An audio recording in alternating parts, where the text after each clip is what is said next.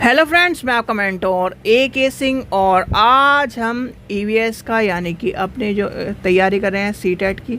और CTET में हम EVS के सेक्शन को देख रहे हैं। EVS में आपको पता ही है हम क्लास 5th की NCERT देख रहे हैं, यानी कि NCERT को देख रहे हैं और जिसमें हम उसकी समरी देख रहे हैं। और आज आपका NCERT जो है कंप्लीट हो जाएगी और फिर हम कल से करेंगे क्वेश्चनों की तैयारी, यानी कि क्वेश्चनों की तैयारी, क्योंकि अब बचे हैं हमारे पास 20 दिन। लास्ट 20 दिन में आपको तैयारी कराई जाएगी और जमकर तैयारी कराई जाएगी, जिससे आप एक भी क्वेश्चनों से बच के ना निकल पाएँ।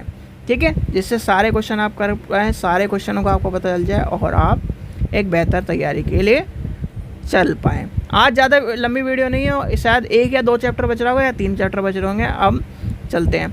तो इस चैप्टर में क्या आया था, आनुवांशिकता। और आनुवांशिकता और वातावरण का हमने CDP में पढ़ चुका है, तो आपको दिक्कत का सामना नहीं करना पड़ेगा।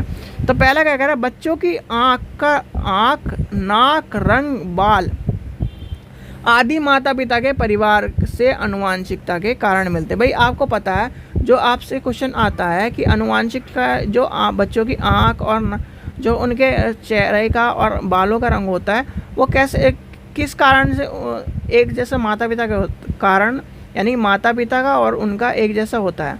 क्यों होता है? क्योंकि वो आनुवांशिकता के कारण होता है, आनुवांशिकता के कारण होता है। तो आपको ये पता होना चाहिए। फिर आता है गैंग्रो मेंड्रल ने मटर की खोज की गई थी, और ये क्वेश्चन आपसे पूछा गया है। ये आप लिख लीजिए, ये वाला जो मटर का क्वेश्चन है। और मटर का भी यही था कि कॉन्सेप्ट, वो भी आनुवांशिकता के कारण एक जैसे दिखते हैं। मेंडल का जन्म 1822 ऑस्ट्रिया में हुआ था, यानी कि ऑस्ट्रिया में हुआ था। चलिए आगे चलते हैं।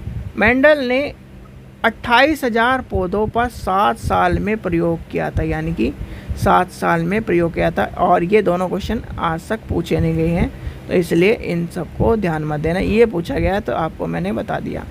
फिर आता है मेंडल ने आनुवांशिकता की खोज करी थी, ये भी क्वेश्चन पूछा गया है, तो ये आपको पता होना चाहिए। ये वाला तो आपका CDP में कन्वर्ट हो जाएगा और ये आपके नॉर्मल क्वेश्चन में कन्वर्ट हो जाएंगे।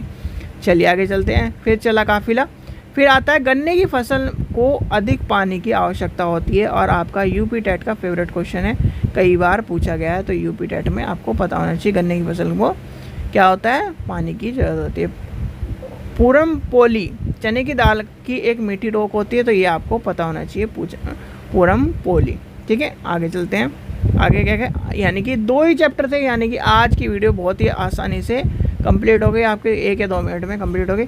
तो इस चीज़ का ध्यान रखिए, यानी कि आज आपका पूरा का पूरा क्लास 3, यानी कि क्लास 3, क्लास 4 और क्लास 5th की समरी कंप्लीट हो चुकी है। और समरी आपकी जो कंप्लीट हुई है वो किसकी हुई, NCERT की।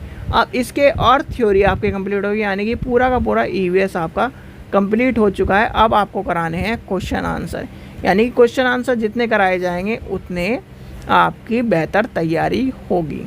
ठीक है, तो और क्वेश्चन आंसर भी किस तरह होंगे, हिंदी के अलग और इंग्लिश के अलग, यानी कि 2 तरह के स्टूडेंट है, हिंदी के स्टूडेंट अलग और इंग्लिश के स्टूडेंट अलग, जिससे आपको एक बेहतर अपना स्थान मिल सके कि इंग्लिश वाले बच्चे इंग्लिश को पढ़ सकें, हिंदी वाले बच्चे हिंदी को पढ़ सकें। ठीक है बच्चों, चलिए आशा करता हूँ आपको वीडियो पसंद आएगी। वीडियो पसंद आए तो लाइक करें, चैनल को सब्सक्राइब करें, वीडियो को ज़्यादा से ज़्यादा शेयर करें। Thank you.